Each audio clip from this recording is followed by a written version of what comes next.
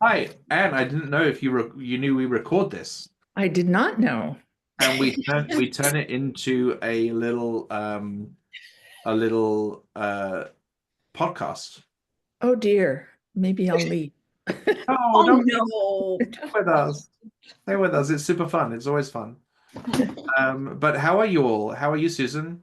I'm well, thank you. We had our first Tuesday morning group in a long time, and we had it yesterday, and we had 13 people, 9 there and 4 online, and we're doing a Lent book about turning over tables, about power and privilege and patriarchy, and a lot of discussion. Trying to keep up. Thank you. Eileen was showing me, oh, that one raised her hand and that one raised her hand. That's So pretty cool. Thanks. Well, pretty thank you good. for doing that. Yeah. And what brings you to Gospel Preview today? I think now that I'm a member of Community of Hope, and one of our commitments is to, be reading more, be praying more, learning about the scriptures more, and I will consider this one of my daily things to do on Wednesday. So I super love it. Thank you. And how are you, Eileen? I'm pretty good. I have a shoulder that's kind of acting up. I wish it would either rain or not, so the shoulder will calm back down. Yeah, how is it right now? Let me look. It's not here in South Sac. It was raining. It was raining first thing. Sorry, I just opened my door, but because I've got this background, you can't see that I opened my door. I was looking out of my little shed into the garden this morning when I was first here doing meditation and some other work. River was in the garden, like hanging out with the chickens and just running around. And every so often when I'm in the shed, she just comes gently taps the door, and I let her in and she wants to say hi for a minute, and then she goes back out again because she's busy. But this morning, she checked in once, and then the second time she checked in, it was like, "Arr!" Like real scratching, and I'm like, "What's going on?" So I opened the door and I was like, "What's going on with you? Like, why are you so urgent to get in?" And then I stroked her, and her back was wet because it had just started raining, and she's like, "I want to be in the rain." That was it. That was it. Sorry, that was a bit drama. And Arthur, how are you? I'm good. I had a wonderful morning. My neighbor came over to plant a tree, and I was, first the ground was soft. I thought, oh, I could have done this. And then he hit this big, the stump had been ground out from the prior tree and all that, but there was so much left in the ground. And there he was with his axe and his adze and his shovel and just going. It took 2 hours, no problem having a hole twice the size of the root ball of the tree by that time. But it's in, and it's just such a lovely feeling to have this new little presence in the yard. It's a red bark maple and a coral bark maple, and Nice. so I'm just excited, and the rain is very welcome, because what could be better for a newly planted tree than some rain? So Yeah. Well, and I am fine, but I am in that mode where I'm the regular busy, and then I'm also getting ready to go on sabbatical, and that's a different kind of busy, and it'll be good when it gets here, but it's kind of a little crazy at the moment, and I keep on the other day I was saying, oh yeah, that's going to happen on March 39th. I had not figured out that March 39th does not exist as a date in reality, just as my brain is connecting from things. But yeah, there's a lot to happen in the next month.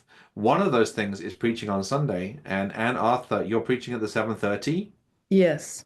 Well, thanks for coming and joining us. And I'm preaching at 9 and 11. And have you had a look at the reading already, Anne? Yes. So you wanted to come along for extra help? Yeah, absolutely. And I heard you say chickens, and I'm thinking, an expert. Oh, what? Okay. How do you mean chickens? There aren't chickens in the reading, are there? There's hens. Well, they are not named. Oh, Their mother no. is Yeah, the named. brood. They're Oh, I hens, love they're it. chicks. Chicks In and my I'm sorry. I in my did know that. Listen, let's get into reading it so that we can actually really be all on the same page. Can you all see the reading? Yes, yes. Okay, I'm going to change the size of my little view box for you guys so I can see all of you. And let's read, because there's 4 of us, let's maybe read 2 sentences each and see how we do. Is that okay? Mhm. Some Pharisees came and said to Jesus, "Get away from here, for Herod wants to kill you." He said to them, "Go and tell that fox for me. Listen, I'm casting out demons and performing cures today and tomorrow, and on the 3rd day I finish my work." Somebody else. Yet today, tomorrow, and the next day I must be on my way, because it is impossible for a prophet to be killed outside Jerusalem. Jerusalem. Go ahead, Eileen. Jerusalem, Jerusalem, the city that kills the prophets and stones those who are sent to it. How often have I desired to gather your children together as a hen gathers her brood under her wings, and you were not willing. See, your house is left to you. And I tell you, you will not see me until the time comes when you say, "Blessed is the one who comes in the name of the Lord." Let's pause for a moment and keep silence. See which part of the reading jumps out and speaks to us. And at first, we're going to share it without explaining why. So, Anne, which part jumped out and spoke to you?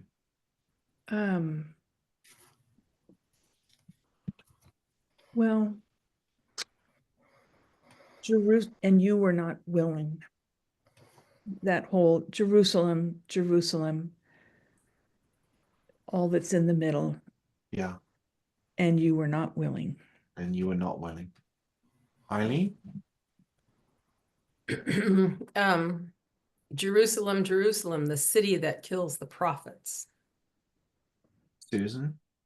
Jerusalem, Jerusalem. Mm-hmm. I'm going to a very different part of the reading. You guys all loved the Jerusalem, Jerusalem bit, but I loved "Go tell that fox from me." I thought it was kind of fun and a little dramatic statement.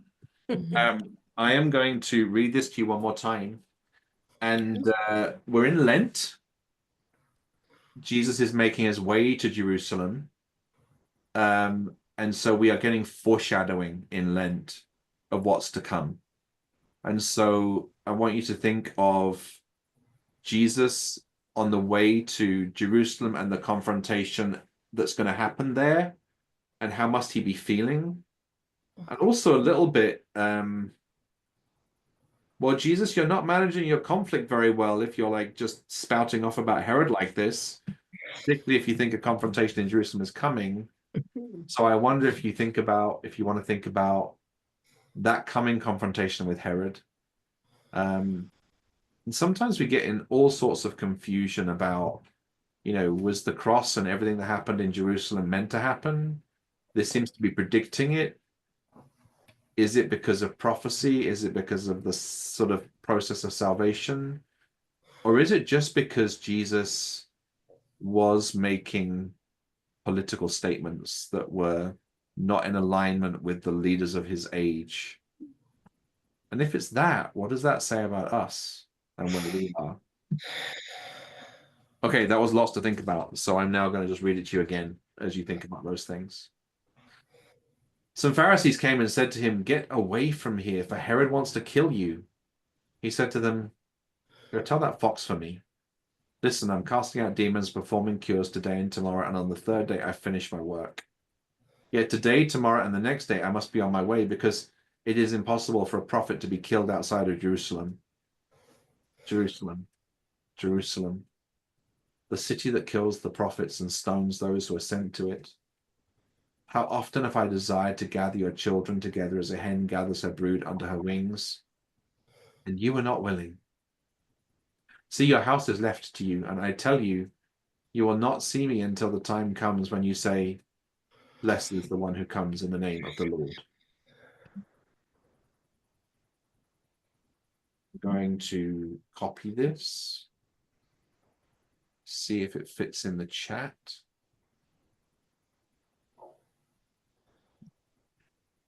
Yep. And I'm going to stop sharing.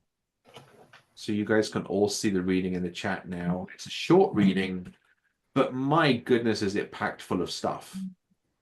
I see Jesus stepping up and being willing to stand up to political leaders of his age, even though they want to kill him, which kind of puts in a different light what sometimes people say to us nowadays about not being political as a religious leader. But he seems like confrontational and willing to take the consequences.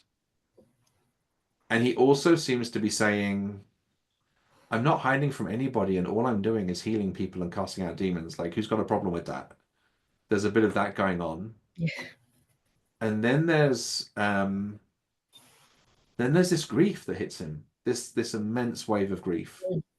Like, Jerusalem, I love you.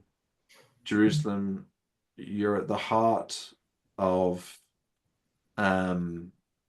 you're at the heart of our process. You're at the heart of our spiritual, you're the city that's at the heart of our faith.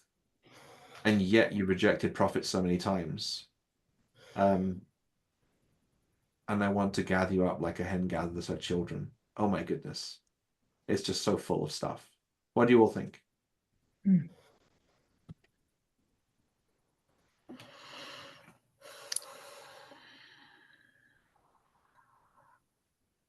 I think that this is one of the passages where we see Jesus' humanness a lot. He's angry.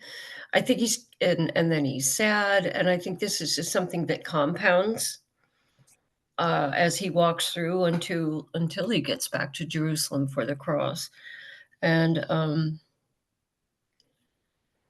I think he's tried to tell through his disciples and through all the people that he talked to that he is there to change the world, to put in, to have a new way of looking how to live, where we love each other, where we take care of each other, where there's nobody that has this extreme power like Rome had and like the temple had.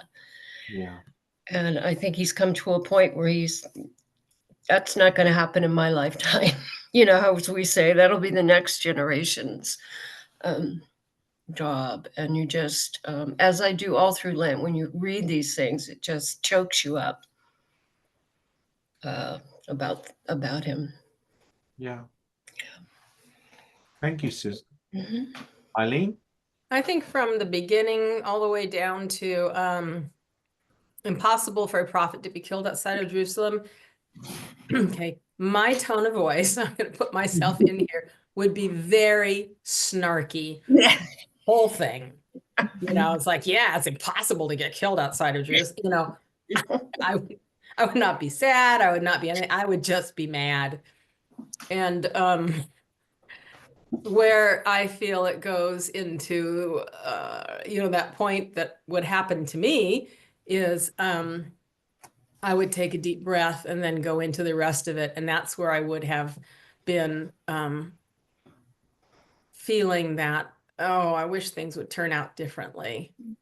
Yeah. And then I wondered if, where are we in this?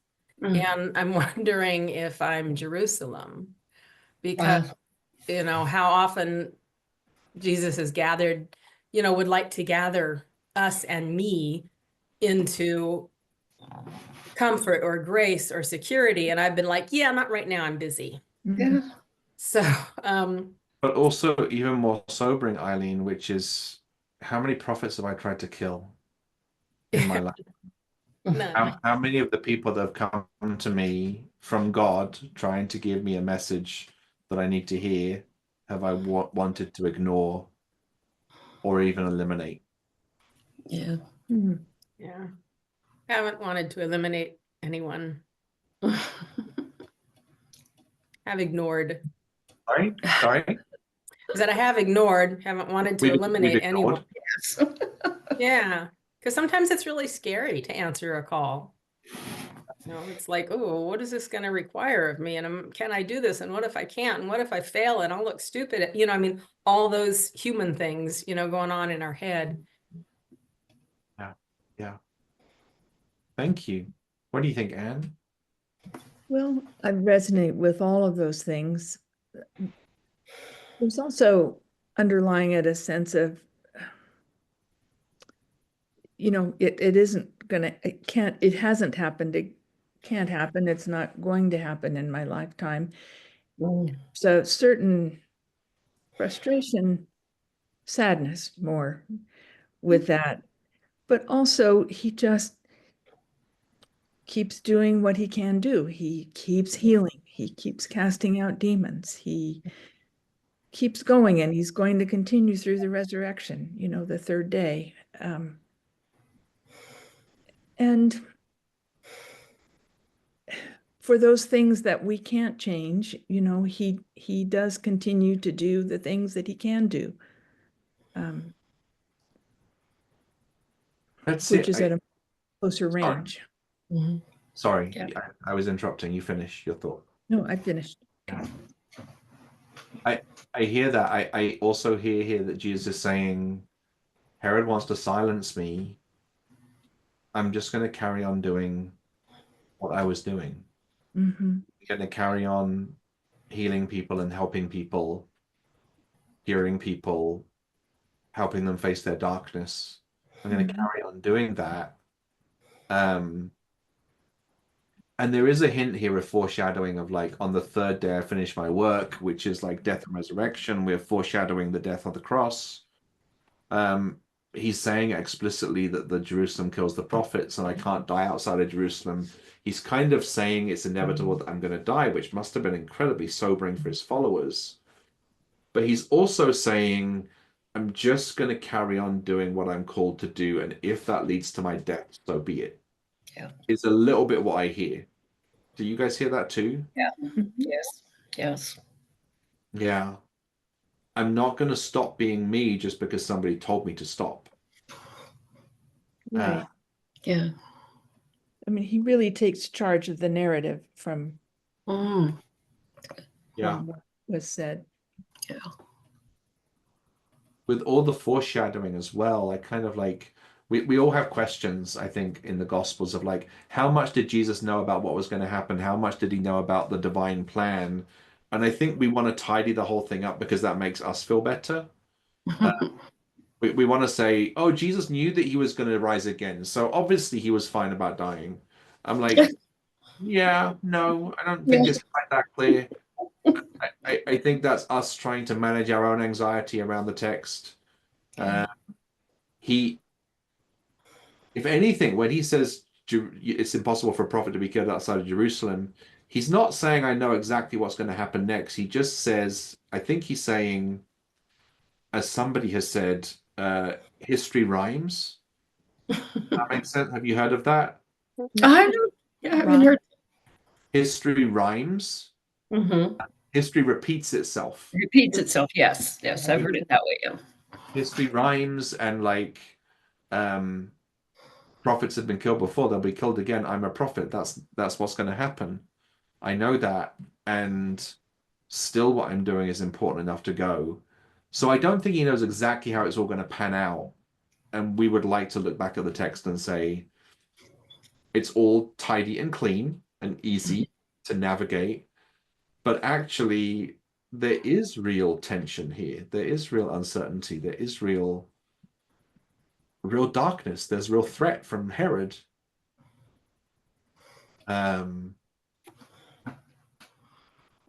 And in the middle of feeling all of that threatenedness, all of that darkness, I love that he goes to this maternal image of like,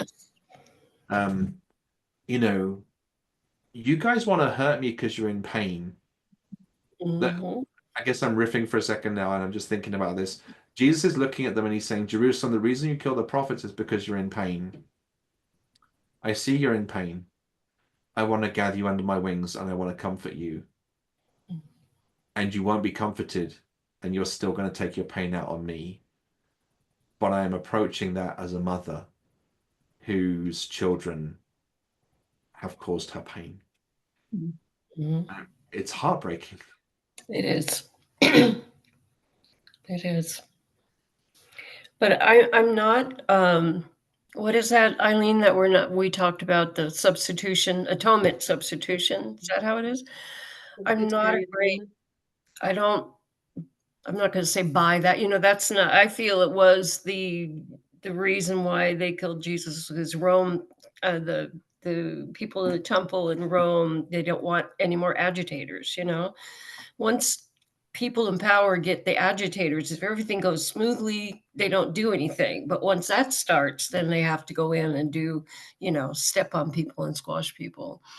But we're still in, as you were saying, in this time of tension. And so if it was true that if Jesus died for our sins, first, I can't think God would let that happen. I just personally, it just hurts my heart to think that that would happen. So this is going to be wrought with tension, him knowing, his people not believing that that's going to happen until, it does. And until the glorious day of resurrection. Yeah. You mentioned penal substitutionary atonement. I think that's what you're mentioning. Yes. It's one of the doctrines of the atonement. It's not the only one. Right. Penal substitutionary atonement was developed by Anselm in the 9th century. I don't know exactly my dates. Abelard was the other major developer of atonement theory. Yeah. He was around the same time. Anselm and Abelard were in dialogue. Anselm used some of the images of sacrifice from the Hebrew scriptures and also from the book of Hebrews to understand the idea of Jesus being like a sacrificial lamb who would substitute himself for us when we deserve to die. And so penal, it's legal. God has a right to our lives because we're flawed with sinners. Substitutionary because the lamb substitutes himself for us. Atonement, it's the way that we can be reconciled with God. Abelard had a different take. Abelard used the idea of Jesus as the incarnate one, the one that came to us from God, to show us what true humanity looked like, to be an example of pure love. And so Anselm's view of the atonement is called the exemplary view, as Jesus, the perfect human, showing us how to love. And the fact is that the love of God in the person of Jesus is so powerful that he's willing to die on the cross in order to help us experience justice and wholeness and peace. And he is an example to us of what love looks like. Anselm was basing a lot of his theory on the medieval idea of the lord of the manor and honor, and the idea that you should not shame the lord of the manor, or you should not that there were rules of how to relate to the person who is your local lord. And there's another word for that and I can't remember what it is. Our political structure is different from that. And some people in the modern world have said, why would God set up a system where we can so infringe his rules that we deserve death, and therefore he puts his son in the place of us? The worst critique of penal substitutionary atonement is that it's divine child abuse, that God is killing him. Yes, indeed. It's interesting. But for those that like math and equations, penal substitutionary atonement kind of works in their mind as a scheme. We've done something wrong, we deserve punishment, here's an alternative where we get to be saved. And so that's the way that works in their mind. The problem with the exemplary view of the cross, some people say, is that if Jesus is just a good example and he dies because he's a good example to us, then there's no cosmic balancing of any scales. There's no cosmic transformation. He just came along to show us what it is to be good. And nothing is transformed. And I wrestle with all of this because I'm like not sure where I fit in all of those views. I'm not comfortable with penal substitutionary atonement. I am comfortable with the exemplary view of the cross, but I do want there to be a cosmic reason for God's action in history. I do. And sometimes I think the human Jesus, who is perfect and showing us what it is to be perfect, then being killed because being a good and loving person, sometimes the world can't cope with that, so you get killed, and then not staying dead because he is God, but coming back to us and saying, even after we've tried to kill him, he will seek reconciliation because he is so determined to be reconciled that he will come back to us even then, and he will make us whole. That speaks to me a lot. Yeah. There's a sermon I once heard about the disciples in the upper room, and the preacher was saying, the amazing thing to me is not that Jesus rose from the dead. Like, that's not a big miracle. God could do that. That's easy.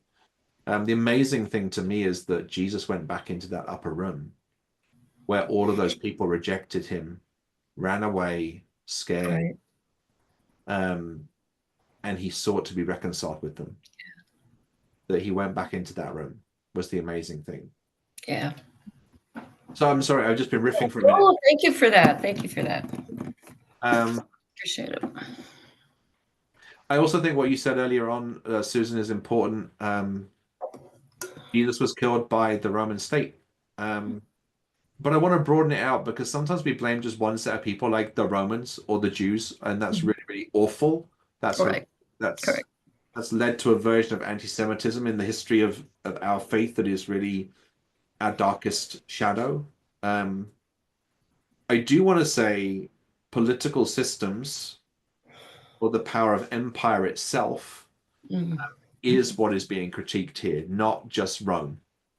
And so Jesus trying to be a loving person within this system of Roman Empire sticks out like a sore thumb because he's not complying with the Roman rules.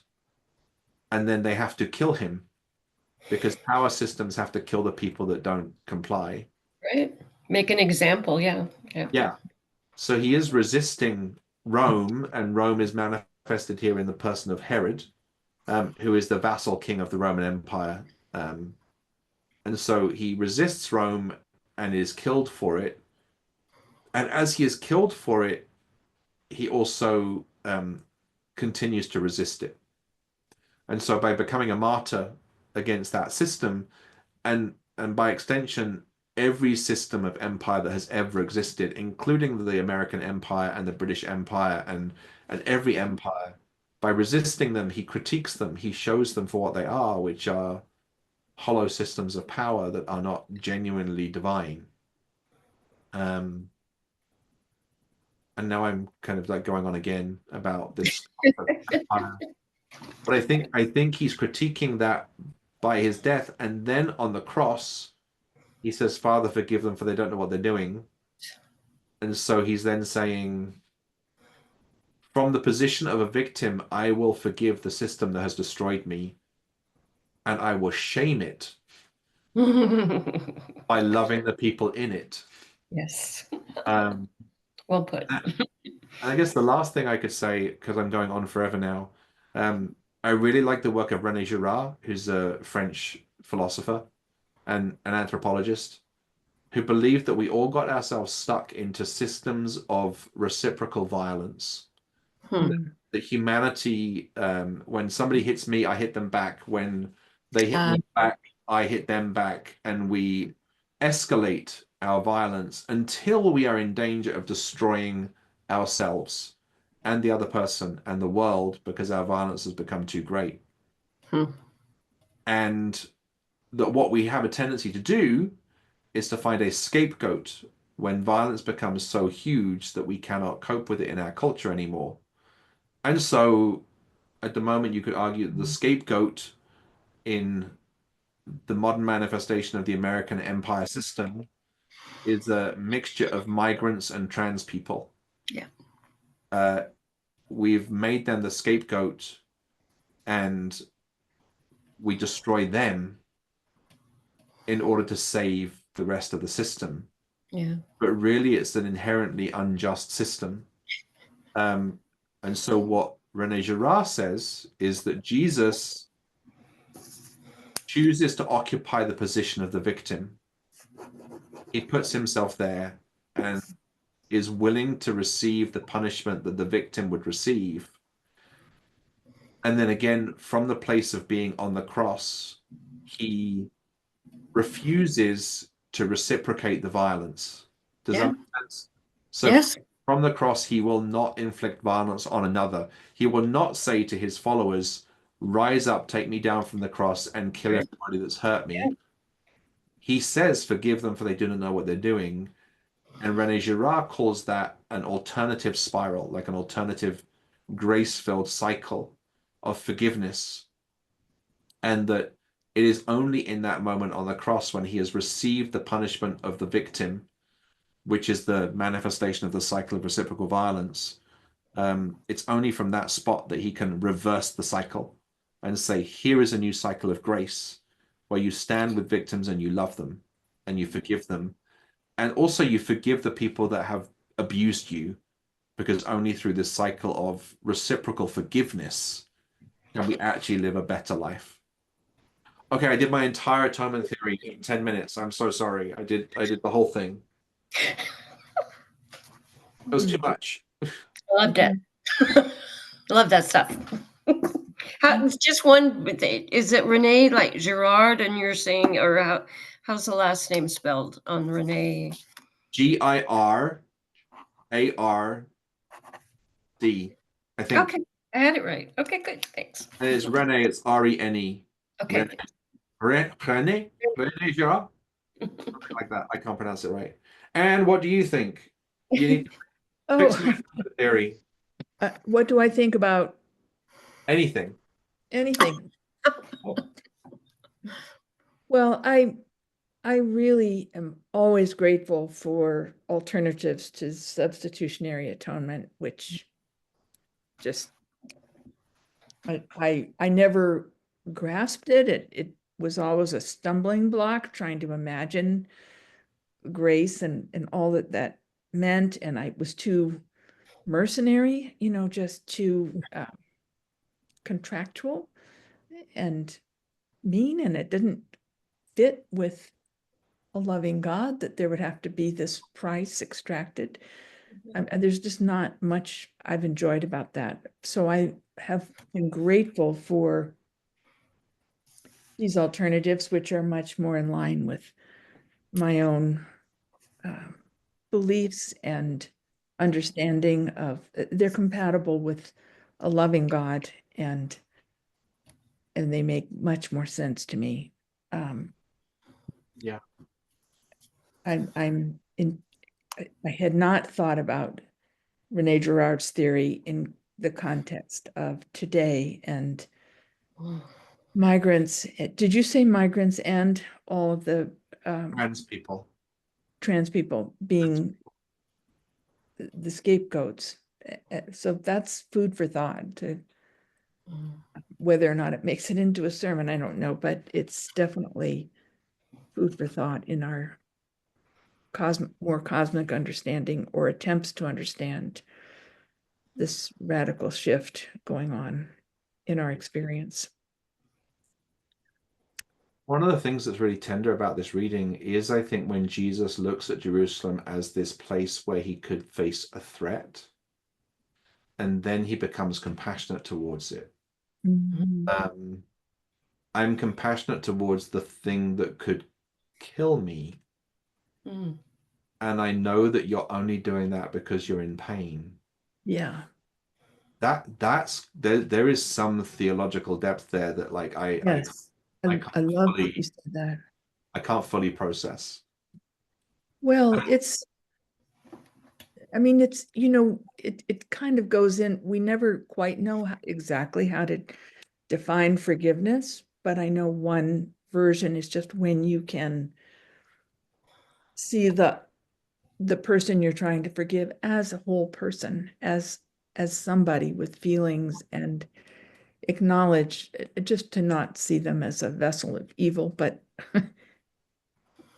but a whole person who did things that are hugely wrong and painful and have had a high cost, but they're a whole person. And I think there's some truth that is don't know if that's complete forgiveness, but it certainly is on the path. Yeah. Eileen, do you have any thoughts? Thank you, Anne.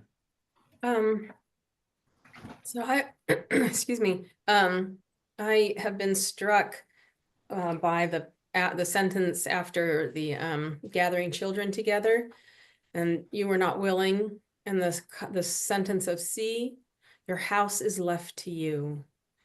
And it sounds like a lot of you made your bed, now you lie in it, but it's more gentle than that. It's more like if somebody was playing this, I would see it would be a whisper of sorrow, of look what you have, and There's a little bit of you've made your bed, now you've got to lie in it, but it's actually more compassionate than that, is what I'm hearing. yeah, More much more like, compassionate. I'm brokenhearted with you. Yes. Yeah. Yeah. Ladies, I have to acknowledge I have to go a little early today to another meeting. I could either wind us down now, or I could leave and I could hand it over to you and you can carry on talking if you like. I think I'm good. I'm I'm good. Yeah, Are you it's been good? wonderful to have this conversation. I'm so grateful Oh, for it. I'm not done yet. Let me read this Oh, one okay. more time and ask the final question, which is, what is God asking you to do now in the light of this reading? What did you say? What is the? What is God asking you to do now in the light of this reading? Some Pharisees came and said to Jesus, "Get away from here, for the Herod wants to kill you." He said to them, "Go and tell that fox for me. Listen, I'm casting out demons and performing cures today and tomorrow, and on the third day, I finish my work. Yet today, tomorrow, and the next day, I will be on my way, because it is impossible for the prophet to be killed outside of Jerusalem." Jerusalem, Jerusalem, the city that kills the prophets and stones those who are sent to it. How often I desired to gather your children together as a hen gathers her brood under her wings, and you were not willing. See, your house is left to you, and I tell you, you will not see me until the time comes when you say, "Blessed is the one who comes in the name of the Lord." What's God asking you to do now in the light of this reading, Eileen?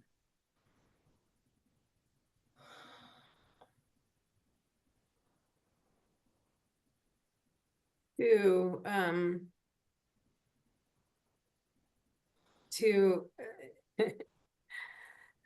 accept some more of God's love rather than judgment. Thank you. Susan?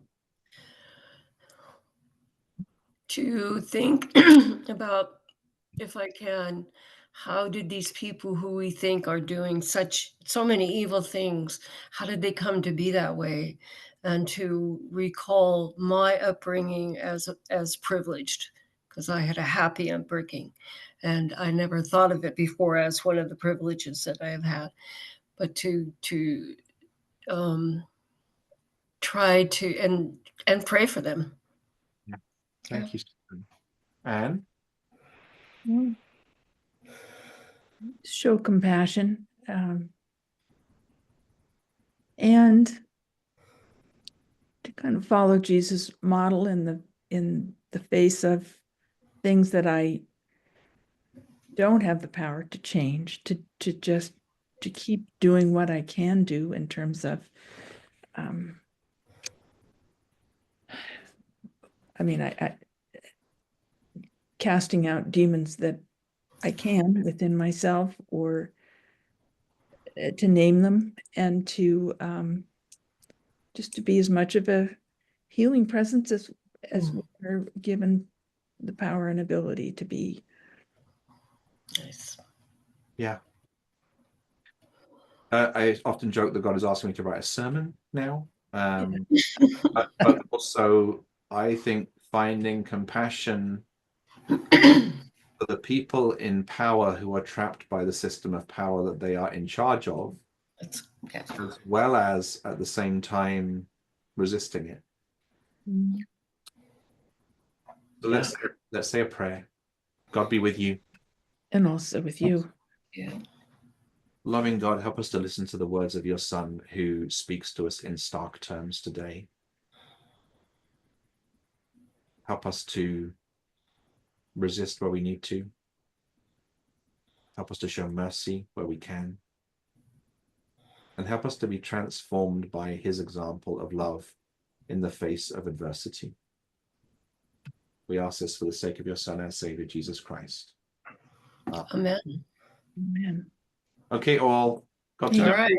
Take care. Okay, bye.